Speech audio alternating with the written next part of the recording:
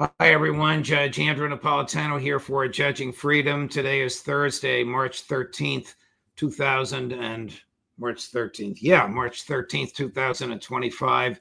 Professor John Mearsheimer joins us now. Professor Mearsheimer, always a pleasure. Thank you very much for joining us. I'd planned on spending most of our time talking about your views on the likelihood of a regional war in the Middle East, and we will get to that. But the events in Ukraine are coming fast and thick, and I need to address them with you now. So in 1 week, Secretary of State Marco Rubio presented to the press what he said was a ceasefire agreement to which President Zelensky of Ukraine had signed on. Nothing in writing, just Secretary Rubio's words. In the same week, President Trump resumed the supply of military equipment and ammunition to Kyiv and authorized the return of U.S. intelligence. In the same week, Ukraine dispatched about 350 drones to bomb a residential neighborhood in Moscow. What's your take on this week? Well, it's quite clear that the Americans are trying to play nice with the Ukrainians, but they're not making any meaningful concessions. And they're working with the Ukrainians to see if they can get this whole peace process moving forward. And then today we had this very interesting announcement from Putin about the ceasefire. Which is very interesting because he effectively says that he accepts the idea of a ceasefire in principle, but then he notes that there will be some very significant obstacles that basically mean that in practice it will never work, or if it does work, it'll take a long time to implement, and who knows what happens in the meantime. But things are moving very rapidly, but I'm not sure we're any closer to a meaningful settlement of this conflict today than we were 2 weeks ago. I'm going to play for you a clip from the Secretary of State, ask your comments on it, and then I will play for you what President Putin had to say about this. It's interesting, the Putin clip, the network from which we extracted it ran underneath what we call the lower thirds. Putin accepts ceasefire. Of course, one man's acceptance is another man's rejection. They apparently wrote that headline on the basis of the first words out of his mouth, not on the basis of his ticking off the various conditions, which have been consistent throughout and which apparently are not addressed by Secretary Rubio. Here's Secretary Rubio, Professor Mearsheimer, in Ireland yesterday, basically saying, oh, I hope they say yes.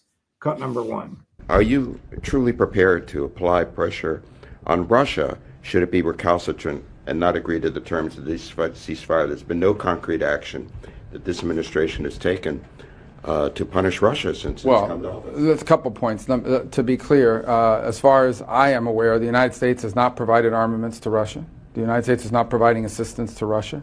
Every single sanction that has been imposed on Russia remains in place. Every single sanction the president inherited remains in place. Previous right, but well, I mean, they're pretty sanctioned up. I mean, there's a lot of sanctions on already. My point being is that there's been no steps taken to relieve any of these things. These things continue to be in place, but we don't think it's constructive for me to stand here today and begin to issue threats about what we're going to do if Russia says no. Let's hope they say yes. Are the presence of the sanctions, which have resulted in an increase in economic activity and prosperity in Russia, which have caused American businesses to lose $330 billion in revenue, really leverage that Marco Rubio has with Sergei Lavrov and President Putin? Not really. As you say, the Russians have basically beaten the sanctions. There are all sorts of people who will say that at the end of this year, the sanctions will finally kick in and bring the Russians to their knees. But they've been saying this for the past 2 years. So it's hard to believe that that's true. The fact is the sanctions have not worked. And it is important to emphasize that Secretary Rubio did not, in this instance, threaten more sanctions. I think what he's interested in doing is seeing if the Americans can work with the Russians to make this ceasefire work and then get the peace process on its way. Here's President Putin. It's a long statement, but we've edited it down to a little under 2 minutes, commenting on the ceasefire. Now, nothing's been reduced to writing as far as we know. The communications to the Russians, as far as we know, have been public communications, which we've all seen, like this one. And you'll chuckle, I think, at the lower third saying Putin accepts ceasefire, but I'd like your thoughts on it. Chris, cut number 16. So how are they going to use these 30 days? Are they going to use it in order to continue the forced mobilization in Ukraine, in order to supply weapons to those areas, in order to newly mobilized units to undergo training, or none of this is going to happen? Then we have a question. How are we going to resolve the issues of control or verification? How can we be guaranteed that none of this is going to happen in the future? How are we going to control this? I think on the level of common sense, everyone understands this. This is a very serious question. Who is going to give orders to ceasefire?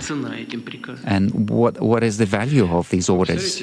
Can you imagine about 2,000 kilometers? Who is going to determine who and where violated this agreement? That's an area of 2,000 kilometers. And then who is going to blame who? The violations of this agreement. All of these are questions that need to be thoroughly studied on both sides. So the idea in itself is correct and we support it, but there are questions that need to be discussed. I think we need to discuss this with our American partners. Maybe we need to have a call with President Trump and discuss this. But the idea in itself to stop this conflict in a peaceful way, that's something that we support. Start with Secretary of State Rubio. Is the United States a true neutral mediator here? Because in my view, and I suspect in yours, the U.S. is a co-belligerent, which started, promoted, provoked, and financed the war against Russia. Yeah, there's no question. The United States and Ukraine, or more generally, the West and Ukraine, are at war against Russia. The idea that we're a third party or a mediator is not a serious argument. And it's clear that President Putin is not interested in giving the Ukrainians 30 days in which to regroup. One would think Secretary Rubio, an inexperienced diplomat, but a person familiar with American foreign policy and the intelligence community from his years in the Senate on the Senate Intel Committee, would know that. I think that Secretary Rubio knows what's going on here. He's not a fool. And I don't think that President Trump is fooled by what's going on here. Look, the fact is that Putin is in the driver's seat because the Ukrainians are losing on the battlefield and we have no way of rescuing the situation. So it's in Putin's interest to present an image of a reasonable statesman who talks in very judicious terms and wants to do everything he can to facilitate peace and go along with some sort of ceasefire if we work out the terms, while at the same time playing hardball. He'd be a fool not to play hardball, but he wants to have the velvet glove over the mailed fist. And this is exactly what's going on. So but the U.S. has no veiled fist, does it? The U.S. has no leverage with Russia. No, my point is he has the mailed fist and he's putting the velvet glove over the mailed fist. This is what you see when you listen to Putin talk. He goes out of his way to sound reasonable, and he'd be foolish. Okay, I misunderstood you. I thought you said Senator Rubio has the velvet glove over the mailed fist. No, You're saying President Putin does. Fully understood and totally accepted. But Rubio has no cards to play. that's correct. We have no cards to play. We lost the war. Remember, as you said, we are a co-belligerent in this war, and we lost the war, or we are losing the war. All you have to do is look at what's happening in Kursk. We are in trouble. When I was with Foreign Minister Lavrov on Monday, off the record, afterwards, in small talk with him, I said, "What are the chances of you people agreeing to a ceasefire?" And he said, "Why would we do that?" And he's right. They're close to a triumph, at least in terms of the territory that they seek, are they not? Yes, but the smart thing for them to do, and this is what they're doing, is saying they accept the idea of a ceasefire in principle.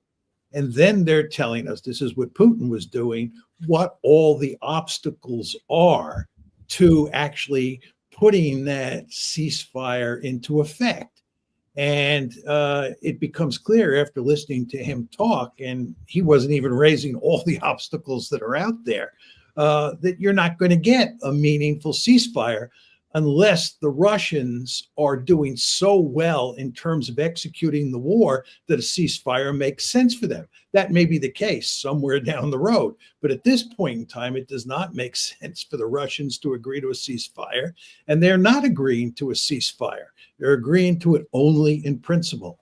If we agree that President Putin's conditions are total neutrality, no NATO, no military, territorial integrity for the Russian speaking peoples, Ukraine is never going to agree to this voluntarily, are they?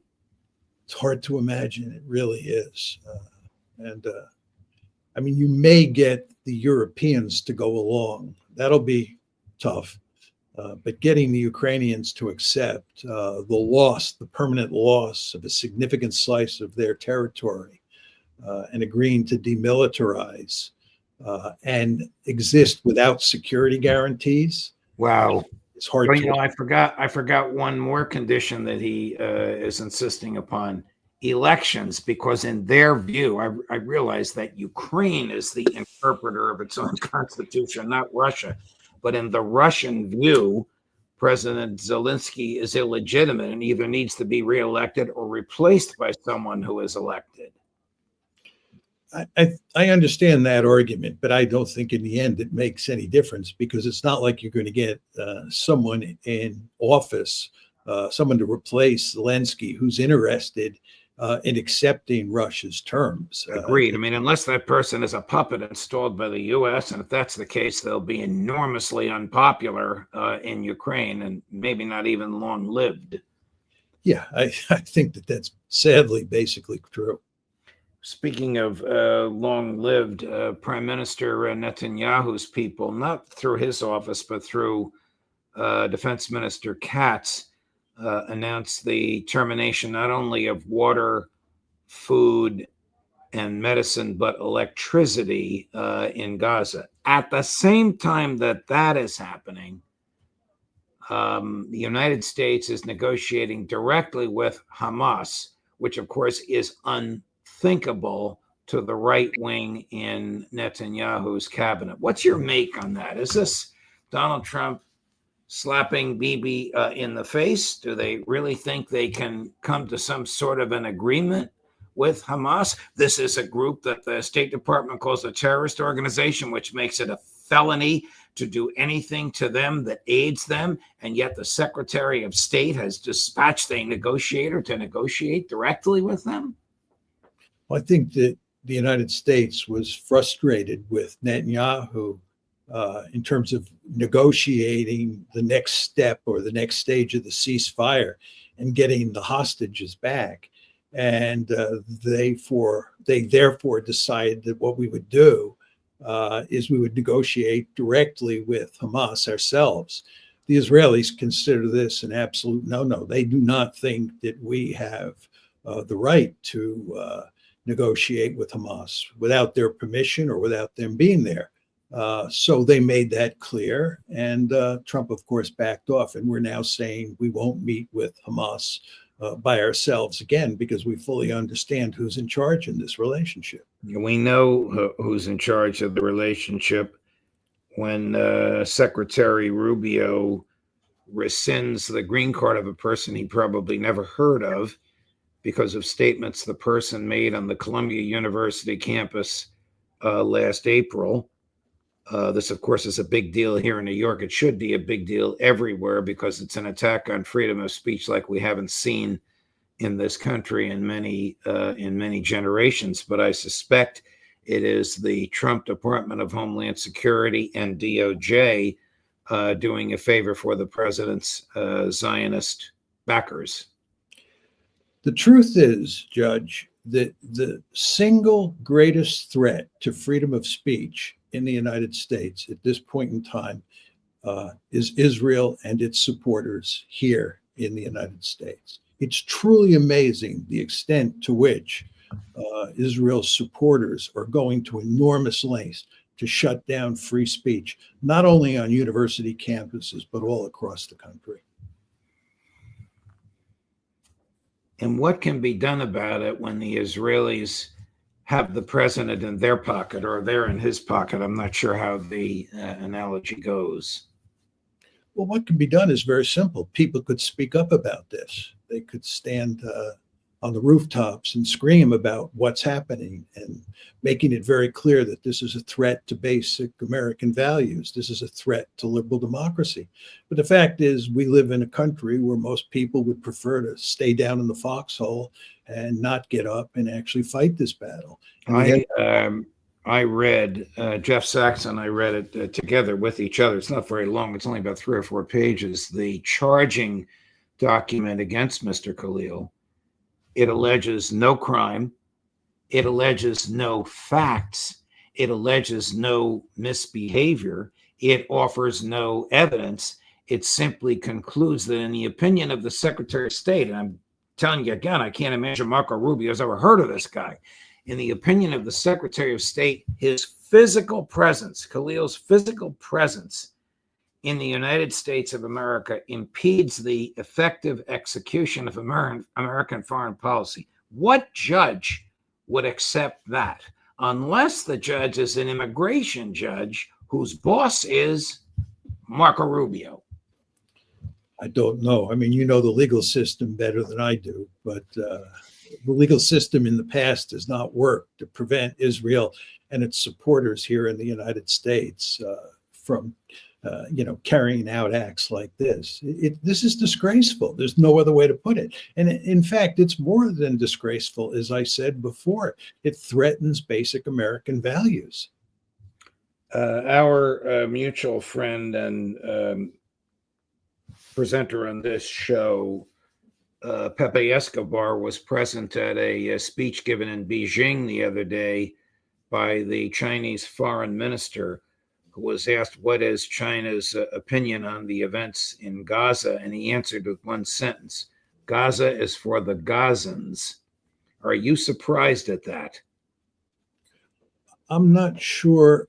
Oh, you mean he was saying that Gaza is for the Gazans, like the Palestinians own Gaza? Yes, this is the opinion of the Chinese foreign minister, presumably speaking for President Xi and the Chinese government. Yeah, this is hardly surprising. The Chinese have been actually very good on the issue of the genocide. And they've made it very clear that they understand that the Israelis are behaving like barbarians and that this is unacceptable. So I think this is just not surprising. I thought of you when Pepe said that the Chinese foreign minister made the following statement, and I'm paraphrasing. Of course, this is the paraphrase of a translation from Chinese into English, but I think it's fairly accurate. The United States cannot both be our friend and trade with us and attempt to contain us. That's right up John Mearsheimer's alley, is it not? Well, the truth is, you would be amazed at how many times countries have fought wars against each other. And in the course of the war, they have traded with each other. There's a whole literature. It's called the trading with the enemy literature. And you want to remember that during the Cold War, the Europeans and even the Americans did trade somewhat with the Soviet Union. And as the Cold War wore on, there was more and more trade between Western Europe and the Soviet Union. So it is possible to have an intense security competition, if not a war, between two countries where they continue to trade nevertheless. Unbelievable. I forgot to play this clip a few minutes ago. This is the boss of Marco Rubio, the boss of Attorney General Bondi, the boss of Secretary of Homeland Security, Kristi Noem, talking about the freedom of speech. Tell me if you think this is credible, John Mearsheimer. Cut 14. And I have stopped all government censorship and brought back free speech in America. It's back. This is, of course, the week before Mr. Khalil was arrested by federal agents who had no arrest warrant or search warrant, who broke into his dorm room in the presence of his wife and her 8th month of pregnancy, yanked him out and shipped him to Louisiana, a place where he apparently has never been before in his life, and notwithstanding the clause in the Constitution that says when the government moves against you, the judicial location must be the judicial district in which the government says you did whatever you did that causes them to move against you. Does this surprise you? I'm actually surprised at the extent to which Trump and his administration are suppressing free speech. I mean, I knew it wouldn't be perfect once he took office, but I'm amazed. This case that you're referring to involving this gentleman at Columbia University is just the tip of the iceberg. There's just all sorts of activities taking place on the part of the government to shut down free speech, especially with regard to the Israel-Palestine conflict. We have a huge problem here. And the idea that Donald Trump is facilitating free speech and taking off all obstacles to free speech is a laughable argument. I often think of when J.D. Vance on February 14th went to Munich and lambasted the Europeans for suppressing free speech. You wonder what he's thinking when he sees what his administration is doing here in the land of the free. Here's the Trump administration's border czar answering an unwanted question about the Khalil case. And unfortunately for Tom Homan, whom I've known for many years, he really knew nothing about the case and sort of made up the answer. It's a bit embarrassing, but it's interesting that the feds would speak this way. Chris? Specifically, if Lakin's Law doesn't pass, if this lawsuit against the Green Light Law goes nowhere, what are the different kinds of things you would consider doing? What are the other steps of courses of action you can do? And specifically with that pro-Palestinian student from Columbia, on his arrest papers, what exactly does it say in terms of the charge? I'm familiar with the exact charge. I can just tell you what my discussions have been with it, is that it's a direct violation of our foreign policy objectives. When you hand out leaflets, incite violence on the college campus, that's illegal. Being in this country with a visa or a resident alien card is a privilege, and you got to follow certain rules. Resident aliens get removed all the time when they commit certain crimes. So he's no different. And he's not going to be the only one. And what your first question is about, look, Pam Bondi's already filed a lawsuit. If she has to keep filing lawsuits, that's what we're going to do. I'm hoping the voters of New York State see what we're doing. And I'm not asking somebody to vote either way. I can't do that. But I'm saying that I think the voters look at exactly what ICE is doing, who we're arresting. I think President Trump has a lot of support for what he's doing. It's very strange that he would say people who commit crimes and have a green card have no right to stay here because Mr. Khalil has not been accused of any crime. I think the Trump administration wants to make an example of him and maybe a test case, but they picked the wrong case. They can't allege anything that would form the basis for a proper deportation. And shipping him to Louisiana, well, I guess you'd rather, if you're the government and you want to deport some kid from Syria, you'd rather argue before a judge in Louisiana than in New Orleans than a judge in Manhattan. Is that fair to say? I guess it'll be very interesting to see how judges at all levels deal with the Trump administration in the months ahead.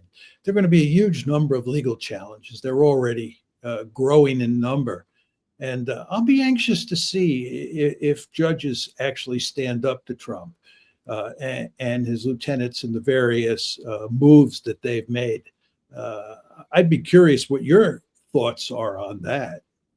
Well, my thoughts are that Trump is rolling the dice in the hopes that the Supreme Court, 1/3 of whose members he appointed, will ultimately back him up. Only one of these cases, there are now hundreds of them, only one of these cases has reached the Supreme Court and they rejected his argument. It had to do with his ability to fire people without cause, without pointing to us. In other words, fire en masse. The lower courts had enjoined the firing and the Supreme Court refused to get involved. It wasn't on the merits. It was, is it appropriate for the Supreme Court to get involved now? And the court voted 5-4 no. But these are clearly perilous times. And I say this as somebody that knows him well and has known him for 40 years and knows the people around him. But these are perilous times for free speech. More perilous than any time in my lifetime of which I am aware. I agree. And again, you do not want to underestimate the extent to which Israel and its supporters are driving this train. Professor Mearsheimer, thank you very much. And no matter what we talk about or how gloomy the news may be, it's a pleasure to be able to work with you and pick your brain. I say this every time, but I mean it sincerely. You know I mean it. I've told you this in private. It's my pleasure to be on your show. Thank you, Professor. All the best. Same to you. Thank you.